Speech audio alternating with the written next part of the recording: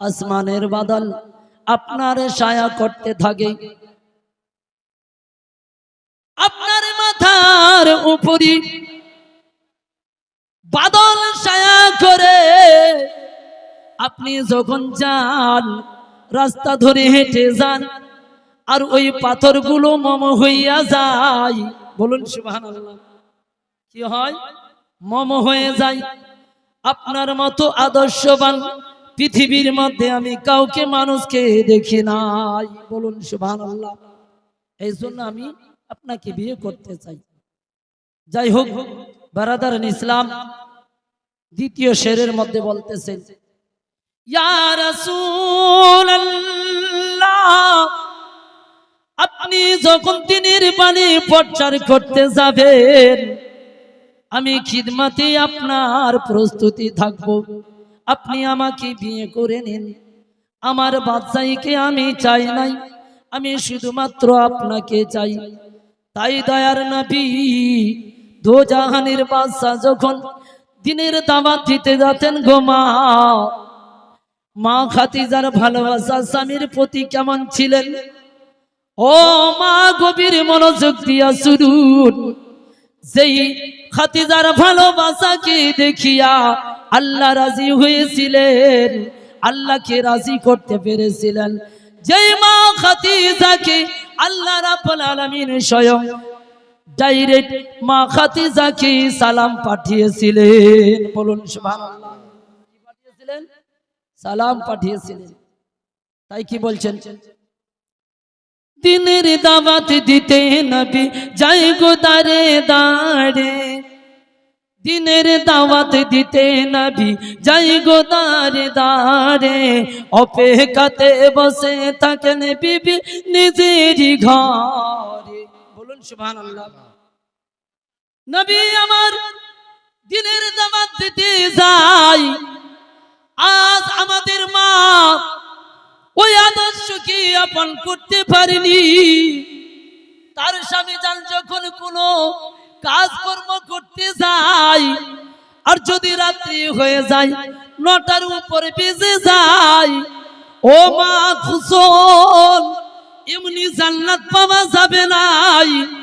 এমনি মা ফাতিমার জান্নাতি রানীর সর্দারনীর আপনি ওই জান্নাতে যেতে পারবেন না যত পর্যন্ত আপনি স্বামীকে রাজি না করাতে পারে। কারণ মা খাদিজা বুঝাতে চাই দুনিয়ার মানুষকে, ও মা শোন, যখন নবী আমার দাওয়াত দিতে যেতেন, মা খাদিজা অপেক্ষায় বসে থাকতেন। বলুন সুবহানাল্লাহ। ঘরের মধ্যে। আর আমাদের মা, আমাদের বোন, আমাদের মেয়ে, আমাদের আজকে স্ত্রীরা এমন হয়েছে, যদি স্বামী কোনো পরিশ্রম করতে যায়, রোজগার করার জন্য না যায়, আরো কোনো জায়গায় যায়, আর যদি লেট হয়ে যায়, হায় হায় হায়, এমন কথা শোনাবে। শুনুন মা খাদিজা কি বলতেছেন। ভাই একটু দিবেন। দ্বীনের দাওয়াত দিতে নবী যাই গো দাঁড়ে দাঁড়ে। দ্বীনের দাওয়াত দিতে নবী যাই গো দাঁড়ে দাঁড়ে। অপেক্ষাতে বসে থাকেন বিবি নিজেরই ঘরে। নবী বলে ও খাদিজা, বলুন সুবহানাল্লাহ। নবী বলেন ও খাদিজা, নবী বলেন ও খাদিজা, ও নবী বলেন ও খাদিজা কি চাও তুমি? মা খাদিজা কি বলতেছেন? খাদিজা বলো বলো, কিছু তো মনের আরমান আছে। আমি দেখি যখন কোন জায়গাতে আসি, রাত 2টা, 10টা, 12টা, 1টা বেজে যায়, আর দরজা ঠকা দেওয়ার সাথে সাথে তুমি দরওয়াজা খুলে দাও। কেমন করে পারো? বলুন সুবহানাল্লাহ।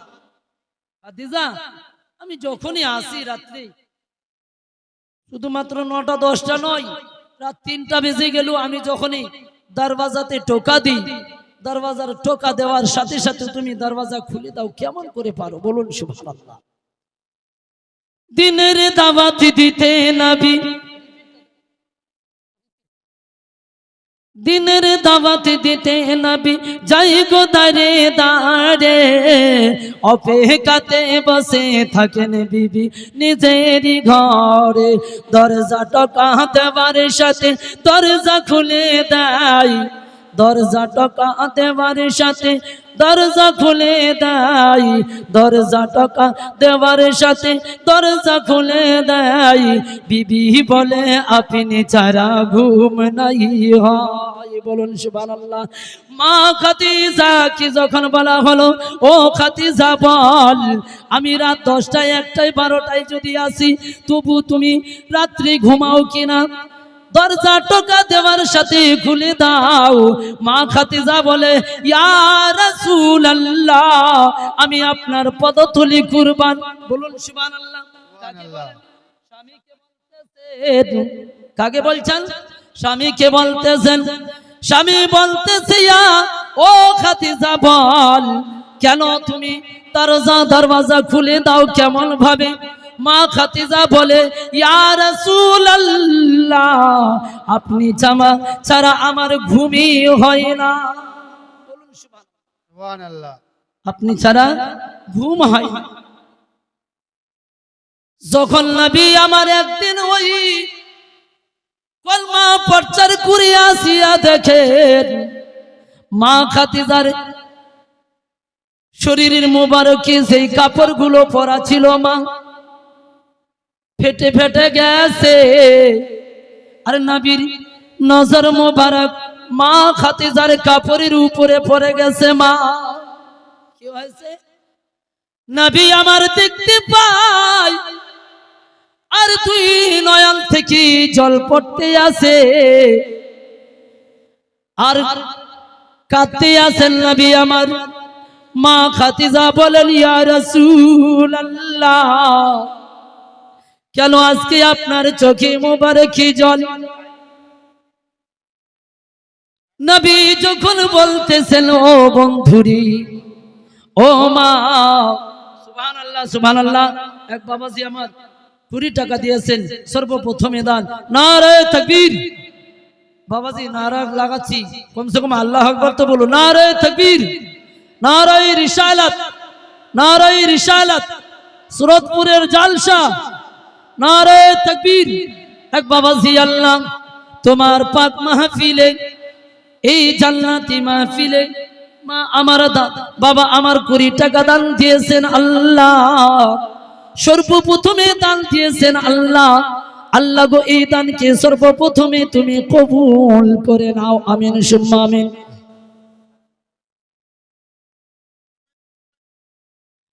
দোজাহানের বাদশা বলতেছেন, মা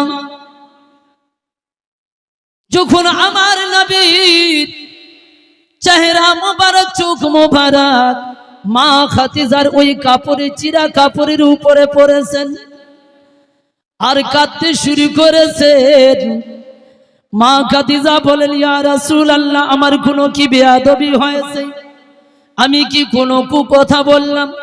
আপনার চোখেই চল, আমার সহ্য হয় না, বলুন না কেন কাঁদতেছেন? খাদিজাকে নবী আমার বলেন, ও খাদিজা, আমি তোমাকে হয়তো ভালোভাবে এই দুনিয়ার মধ্যে রাখতে পারলাম নাই, ভালো কাপড় পরাতে পারলাম নাই, কারণ আমি জানি তুমি বাদশার মেয়ে ছিলে, বাদশাহী লেবাস পরতে আমার নজরে দোকান তোমার ওই কাপড় দুকে পরেছে, আমার অটোমেটিক চোখ থেকে জ্বলে এসেছে খাদিজা। বলুন সুবহানাল্লাহ। আর আমাদের স্বামীরা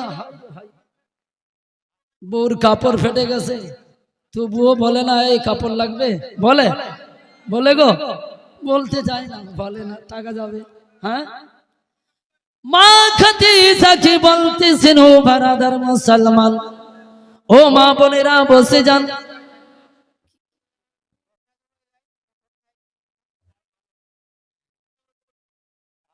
কেমন ভালোবাসে নবী আম্মা খাদিজাই, যে ভালোবাসায় খুশি হতেন আল্লাহ দয়াময়। জোরে বলুন সুবহানাল্লাহ। মা খাদিজা বলতেছেন, যখন এই কাপড় ফাটা দেখিয়া কাঁদতেছিলেন